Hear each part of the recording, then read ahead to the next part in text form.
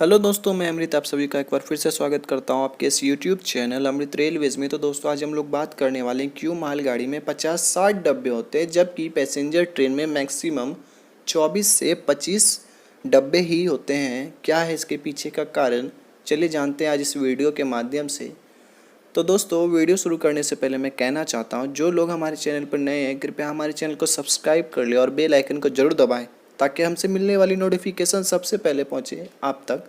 तो दोस्तों बिना देर किए शुरू करते हैं आज की वीडियो। तो दोस्तों यह तो बहुत दिलचस्प सवाल है कि क्यों मालगाड़ी में इतने सारे डब्बे होते हैं जबकि पैसेंजर ट्रेन में इतने कम डब्बे होते हैं। इन सभी चीज़ों को देखते हुए आपने सोचा होगा क्यों ना पैसेंजर ट्रेन को भी मालगाड़ी के तरह इतना सारा डब्बा जोड़ दिया जाए ताकि पैसेंजर्स को कोई भी प्रॉब्लम ना हो। मतलब कि रिजर्वेशन वगैरह को लेकर के जितनी मारा मारी रहती है उन सभी में रिजर्वेशंस को लेकर कोई प्रॉब्लम ना आए।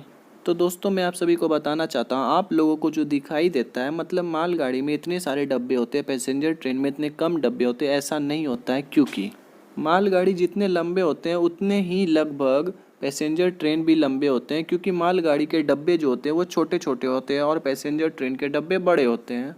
और हाँ दोस्तों, सबसे महत्वपूर्ण बात यह है कि भारतीय रेलों की लंबाई लूप लाइन और प्लेटफॉर्म पर डिपेंड करती है। मतलब कि लूप लाइन की लंबाई और रेलवे प्लेटफॉर्म की लंबाई पर भारतीय रेलों की लंबाई निर्भर करती है। जिसके अंतर्गत मैं आप सभी को बताना चाहता हूँ, ट्रेन की लंबाई कभी भी लूप लाइन की लंबाई से अधिक नहीं हो सकती है। मतलब कि लूप लाइन की लंबाई जितनी है उनसे हमेशा ट्रेन की लंबाई कम होगी, क्योंकि उसे लूप लाइन में ही फिट होना होता है। जब दूसरी कोई ट्रेन मेन लाइन से गुजरने वाली होती है तो उसे बेवजह नहीं रोका जाता है। उस समय अगर कोई ट्रेन जो लूप लाइन वाली ट्रेन है उसे अगर मेन लाइन पर ही छोड़ दिया जाए, मतलब उसे लूप लाइन के अंदर नहीं लिया जाए, तो हो सकता है कि मेन लाइन वाली ट्रेन लूप लाइन वाली ट्रेन से टकरा जाए और कोई बड़ी दुर्घटना हो सकती है उस समय। तो दोस्तों इस ट्रेन को लूप लाइन में ही फिट होना चाहिए और दुर्घटना से बचने के लिए दूसरे का रास्ता उन्हें जाने के लिए छोड़ देना चाहिए, जो कि मेन लाइन की ट्रेन्स होती हैं। चलिए दोस्तों अब हम लोग बात करते हैं लूप लाइन की लंबाई की। तो मैं आप सभी को बताना चाहता हूँ, भारतीय रेलवे में लूप लाइन की स्टैंडर्ड लंबाई लगभग 650 मीटर होती है।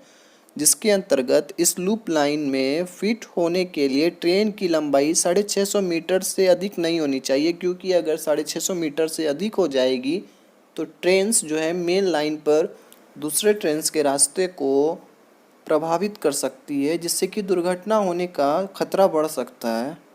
इसलिए हमेशा जितने भी ट्रेन्स होते हैं सभी को लूप लाइन की लंबाई से कम रखा जाता है। चलिए दोस्तों अब हम लोग सबसे महत्वपूर्ण बात करें तो एक औसत कोच की लंबाई लगभग 25 मीटर होती है। मतलब पैसेंजर ट्रेन की अगर बात करें तो आईसीएफ कोच की लगभग 22 मीटर कोच की लंबाई होती है, और अगर बफर के साथ बात करें तो इसकी लंबाई 23 मीटर होती है। और दोस्तों अगर हम लोग एलएचबी कोच की बात करें तो एलएचबी कोच की लंबाई 23.5 मीटर के लगभग होती है, और अगर हम लोग बफर के साथ बात करें तो 25 मीटर अनुमानतः हम लोग मान सकते हैं कि इसकी लंबाई होती है।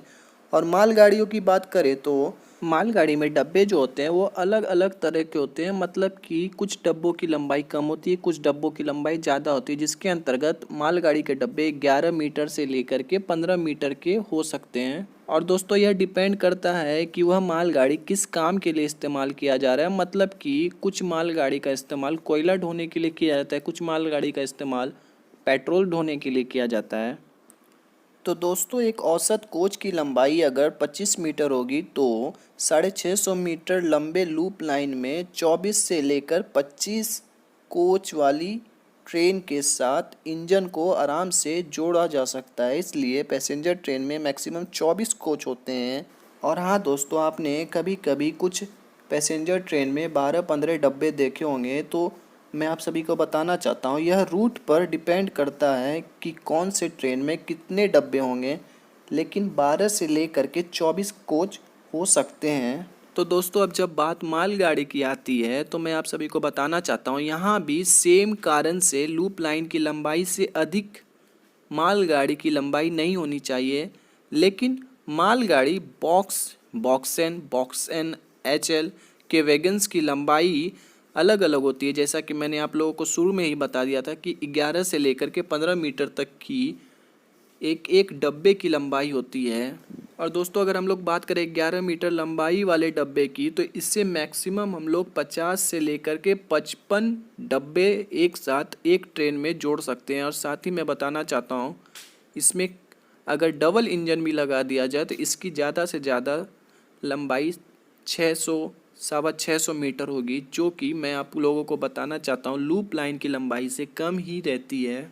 आमतौर पर दोस्तों अगर हम लोग बात करें तो एक रैक में वैगन्स की संख्या 40 से लेकर के 58 हो सकती है, जो कि बॉक्स की लंबाई पर डिपेंड करता है। मतलब अगर हम लोग बात करें किसी रैक में 40 वैगन है तो हो सकता है उसमें इस्तेमाल किए गए बॉक्स की लंबाई 15 मीटर की हो सकती है। और अगर उस रैक में 58 वैगन है तो एकदम 100% ज़रूरी है कि उसमें इस्तेमाल किए गए बॉक्स की लंबाई 11 मीटर ही होगी। तो दोस्तों 100 बात की एक बात, भारतीय रेलवे में इस्तेमाल की जाने वाली पैसेंजर ट्रेन की बात करें या फिर हम लोग मालगाड़ी की बात करें, तो इन दोनों ट्रेनों में ट्रेन की लंबाई मैक्सिमम 600 से लेकर के 650 मीटर के बीच में ही हो सकती है। मिनिमम तो आप कितना भी रख सकते हैं, एक डब्बा से भी ले जा सकते, कोई प्रॉब्लम नहीं है, मगर मैक्सिमम 650 मीटर से कम ही रहेगी।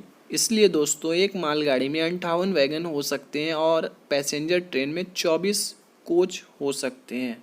अगर हम लोग पैसेंजर ट्रेन में 24 के जगह 50 कोच जोड़ देंगे तो आप लोग बताओ कितना लंबा हो जाएगा वो। और अगर दोस्तों ऐसा हो गया तो आधी ट्रेन लूप लाइन के अंदर और आधी ट्रेन लूप लाइन के बाहर ही रहेगी, मतलब मेन लाइन पे रहेगी, जिसके कारण कोई दुर्घटना हो सकती है, बहुत बड़ा हादसा हो सकता है। इसलिए कोई मालगाड़ी हो या फिर कोई भी पैसेंजर ट्रेन हो, उसकी लंबाई 650 मीटर से हमेशा कम ही होती है। उससे कोई फ़र्क नहीं पड़ता उस ट्रेन में 50 डब्बे हो या फिर 25 डब्बे हो, सभी डब्बों को जोड़ करके उस ट्रेन की मैक्सिमम लंबाई 600 मीटर से लेकर के 620, 25, 30 मीटर तक ही हो सकती है। साथ में इंजन की लंबाई भी जोड़ी जाएगी, क्योंकि इंजन जो होते हैं वो ट्रेन का ही एक भाग होते हैं। तो दोस्तों अब तो आप लोगों के मन में एक ख्याल आता हो कि भारतीय रेलवे में कुछ कुछ प्लेटफॉर्म्स की लंबाई लगभग 1 किलोमीटर की है, तो उन्हें 1 किलोमीटर का क्यों बनाया गया? इतना लंबा प्लेटफॉर्म बनाने का क्या कारण था? अगर हम लोग बात करें गोरखपुर रेलवे स्टेशन की, तो उधर में जो 1 किलोमीटर से ज़्यादा लंबा प्लेटफॉर्म है, मैं बताना चाहता हूँ एक प्लेटफॉर्म पे दोस्तों 3 प्लेटफॉर्म बनाया गया, मतलब एक प्लेटफॉर्म को 3 प्लेटफॉर्म में बांटा गया है। दोस्तों मैं अगले वीडियो में आप सभी को गोरखपुर रेलवे स्टेशन पर बने इतने बड़े प्लेटफॉर्म के बारे में बताऊंगा। आखिर इतना लंबा प्लेटफॉर्म क्यों बनाया गया, और अगर इतना लंबा प्लेटफॉर्म बनाया गया और सभी ट्रेन की लंबाई मैक्सिमम 650 मीटर की होती है, तो यह प्लेटफॉर्म बेकार ही इतना लंबा बनाया गया, फालतू में बहुत सारे पैसे खर्च हुए। तो दोस्तों इसकी विस्तृत जानकारी मैं आप सभी को अगले वीडियो में दूंगा। खैर दोस्तों अब तो आप लोग समझ ही गए होंगे कि आखिर मालगाड़ी में क्यों 50-60 डब्बे लगाए जाते हैं और पैसेंजर ट्रेन में क्यों नहीं लगाए जाते इतने सारे डब्बे, क्यों 24 डब्बे ही लगाए जाते हैं, क्यों नहीं पैसेंजर ट्रेन में भी 50-60 डब्बे लगाए जाते हैं, ताकि यात्रियों के बीच भीड़ भाड़ कम हो जाए और सभी यात्री आराम से यात्रा कर लें। और दोस्तों उम्मीद करता हूँ आप सभी को यह बात अच्छे से समझ में आ गई होगी और वीडियो अच्छा लगा होगा। तो दोस्तों अगर वीडियो अच्छा लगा है तो ज़रूर लाइक करें। और हाँ दोस्तों मैं फिर से कहना चाहता हूँ जो लोग हमारे चैनल पर नए हैं कृपया हमारे चैनल को सब्सक्राइब कर लें और बेल आइकन को ज़रूर दबाएं, ताकि हमसे मिलने वाली नोटिफिकेशन सबसे पहले पहुँचे आप तक। और दोस्तों मैं अंत में कहना चाहता हूँ अगर आप ट्रेन से जुड़ी कोई भी जानकारी जानना चाहते हैं तो आप हमें कमेंट करके बताएं।